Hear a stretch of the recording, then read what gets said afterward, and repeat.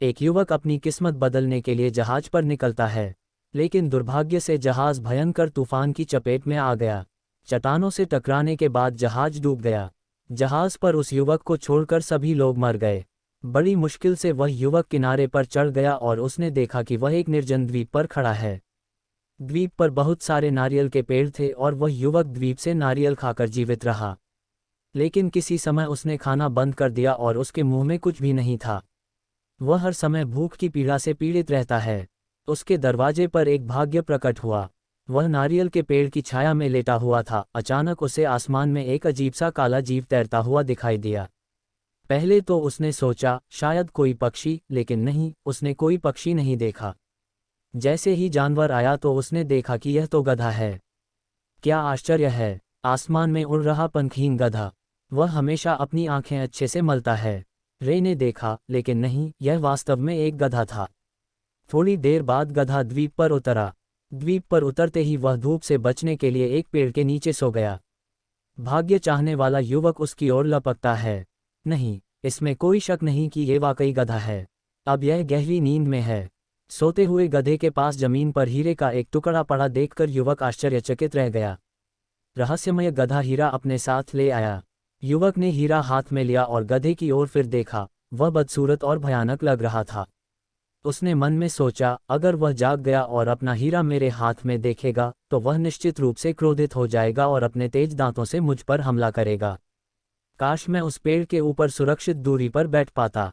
जैसे ही उसने यह सोचा, उसके शरीर में एक अजीब सी अनुभूति हुई। तभी उसने देखा कि वह पास के एक नारियल के पेड़ की चोटी पर बैठा है। युवक समझ गया कि यह कोई जादुई हीरा है। इसे हाथ में लेकर इच्छा करने से वह पूरी हो जाती है। गधे ने ऐसा ही किया होगा। मामले को देखना होगा। ठीक है, मैं अब गधे के बगल में जमीन पर जाना चाहता हूँ। बहुत खूब। कुछ ही देर में उसने खुद को उस गधे के बगल में पाया। उसने जल्दी से फिर अपनी इच्छा पूरी की और पेड़ पर चढ़ गया। फिर उसने सोते हुए गधे के सिर पर थपकी मार दी। गधा चौंक कर उठा और देखा कि उसके पास कोई हीरा नहीं है। उसने ऊपर देखा तो एक पेड़ के ऊपर एक युवक बैठा हुआ था। वह क्रोध से पागल हो गया। वह बार बार पेड़ के तने पर अपने सिर और दांतों से प्रहार करता रहा, लेकिन कुछ नहीं हुआ। वह वास्तव में एक दुष्ट जादूगर था। उसने जादू की सहायता से गधे का रूप धारण कर लिया। दूसरी ओर हीरा रहित गधा बार बार अपने विशाल दांतों से पेड़ पर प्रहार करता था। एक बार तो उसके दोनों दांत पेड़ में जा घुसे। वह अब खुद को इससे मुक्त नहीं कर सकता। पेड़ के शीर्ष पर युवक ने नीचे आने की इच्छा व्यक्त की। नीचे उतरकर उसने गधे को कुछ बड़े पत्थरों से मार डाला और हीरे से आग लगा दी। फिर वह युवक हीरा हाथ में लेकर निर्जन द्वीप से निकल गया और पड़ोसी राज्य में जाने की इच्छा व्यक्त की। वह आकाश में तैरता हुआ पड़ोसी देश में प्रकट हुआ। फिर शाम हो गई। वह एक रेतीले समुद्र तट पर उतरा। आसमान में धुएं का गुबार उसकी नज़र में आ गया। उसने हीरा अपनी जेब में रखा और उस ओर चल दिया जहां से धुआं आ रहा था। चलते चलते वह एक कुटिया के सामने प्रकट हुआ। युवक ने देखा कि एक आदमी वहां बैठा हुआ आग पर भुना हुआ बच्चा पका रहा है। आदमी के पैर नहीं हैं। युवक सावधानी से उसके सामने गया और बोला, संध्या श्रीमान। नंगे पांव बूढ़े ने कहा, गुड इवनिंग। क्या आप मुझे खाने के लिए कुछ और रात के लिए आश्रय दे सकते हैं? युवक ने विनम्रतापूर्वक कहा। युवक खाना खाने के लिए बैठ गया, लेकिन जिस तरह से नंगे पैर बूढ़ा आदमी अपनी आंखें उठाता रहा और ललचाई नज़रों से युवक की ओर देखता रहा, उससे युवक को दृढ़ विश्वास हो गया कि अगर बच्चा न होता तो शायद वह उसे भूनकर खा लेता। दरअसल वह आदमी भी एक जादूगर था। एक बार तो बूढ़े ने चमकती आंखों से उसकी ओर देखा और पूछा, तुम यहाँ क्यों आए? जब युवक ने उसे घटना बताई तो उसने कहा, सुनो, मैं तुमसे वह हीरा खरीदना चाहता हूँ। बदले में मैं तुम्हें अपनी जादुई कुल्हाड़ी दूंगा। अगर मैं इस कुल्हाड़ी के हैंडल पर थप्पड़ मारूं तो लकड़ी और आग। फिर कुल्हाड़ी उड़कर जंगल में चली गई और लकड़ी काटकर उसमें आग लगा दी। यदि मैं सिर काट डालूं कहूं तो कुल्हाड़ी निकटतम सिर को काट देगी। आपको दुनिया में इस तरह की दूसरी कुल्हाड़ी नहीं मिलेगी। युवक ने कहा, मुझे ऐसा लगता है। ठीक है, मैं आपके प्रस्ताव से सहमत हूँ। इसके साथ ही उसने जादूगर की जादुई कुल्हाड़ी उठाकर अपना हीरा बूढ़े जादूगर को सौंप दिया। जादूगर ने हीरा हाथ में लिया और युवक को भूनकर खाने की इच्छा जाहिर करने की कोशिश की, लेकिन इससे पहले ही युवक ने हाथ में पकड़ी कुल्हाड़ी की मूठ मारकर कहा, सिर काट दो। और पलक झपकते ही बूढ़े दुष्ट जादूगर का सिर जमीन पर गिर गया। बिना एक जोड़ी पैरों वाला आदमी अब बिना सिर वाले आदमी में बदल जाता है। भाग्यशाली भाग्य चाहने वाला युवा दो जादुई वस्तुओं के साथ आगे बढ़ता है। शाम होते होते वह फिर एक सूनी कुटिया के सामने आया। कुटिया के बाहर बैठकर उसने देखा कि एक बूढ़ा आदमी खाना बना रहा है। ये बूढ़ा आदमी दिखने में भी अजीब लगता है। उसके पैर तो हैं लेकिन हाथ नहीं। युवक को लगा कि इस जंगल में बाघ बढ़ गए हैं। युवक साहसपूर्वक बूढ़े व्यक्ति का स्वागत करने के लिए आगे बढ़ता है, लेकिन उसकी अचानक उपस्थिति से चौंक जाता है। उसके सामने एक पेड़ के तने के पास दूध का एक बर्तन रखा हुआ था। बूढ़ा चौंक गया और उसकी ठुड्डी टकराए और सारा दूध बर्तन से लुढ़ककर जमीन पर गिर गया। पलक झपकते ही दूध नदी बन गया और बूढ़े की कुटिया के चारों ओर बहने लगा। और बूढ़ा आदमी अपनी सीट पर बैठ गया और जोर जोर से हंसने लगा। लेकिन जल्द ही उनकी मुस्कुराहट बंद हो गई। युवक ने नदी पार की और अपनी इच्छा व्यक्त करने के लिए हाथ में हीरा लेकर बूढ़े व्यक्ति के सामने खड़ा हो गया। बूढ़े ने दांत पीस कर पूछा, तुम नदी पार करके यहाँ कैसे आए? युवक ने अपनी जेब से हीरा निकाला और कहा, मैं इसके साथ जो चाहूं कर सकता हूं।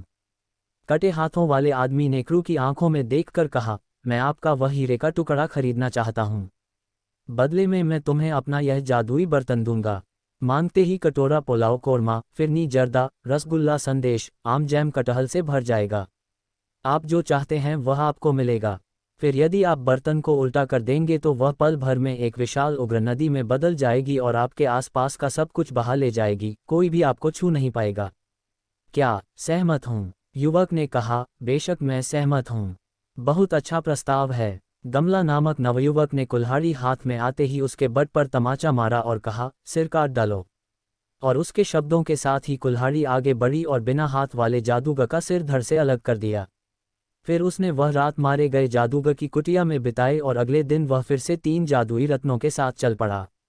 उस शाम उसने जंगल में एक जोर की हलचल सुनी, जो बड़े जोर से नगाड़ा बजा रहा है और भयभीत हिरण, बाघ, सिंह, हाथियों के झुंड भय से कांप रहे हैं।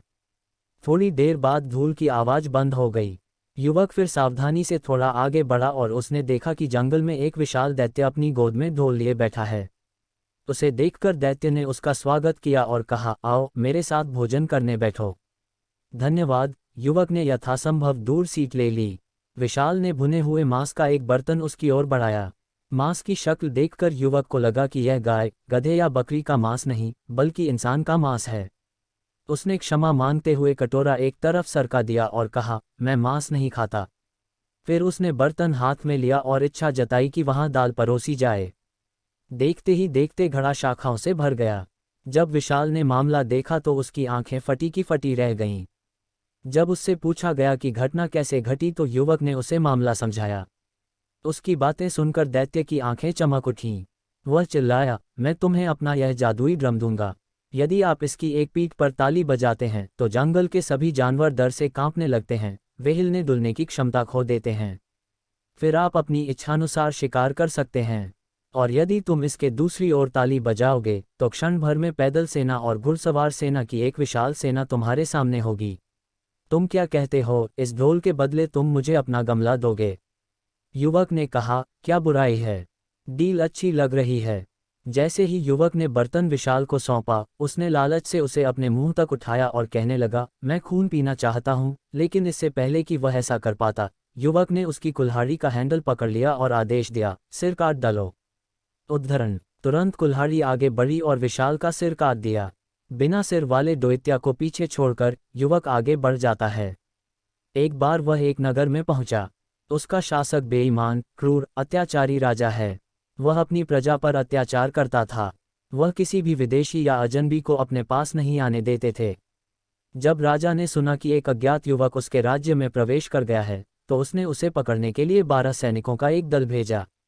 उन्हें देखकर युवक ने ढोल बजाया। तुरंत ही 12 सैनिक डर से कांपते हुए भाग गए। राजा बहुत क्रोधित हुआ। उनका आदेश तुरंत 12 सैनिकों के गले उतर गया। तब राजा ने उस तेजस्वी और साहसी युवक को मार डालने का आदेश देकर अपनी पूरी सेना उसके विरुद्ध भेज दी। जब युवक ने बर्तन को अपने हाथ पर घुमाया तो पानी की एक धारा बाढ़ की तरह बहने लगी और राजा की सेना को पूरी तरह से डुबो दिया। किसी तरह राजा शहर पहुंचा और उसने युवक से अपने सभी गलत कामों के लिए माफी मांगी और राजमुकुट युवक के सिर पर रख दिया।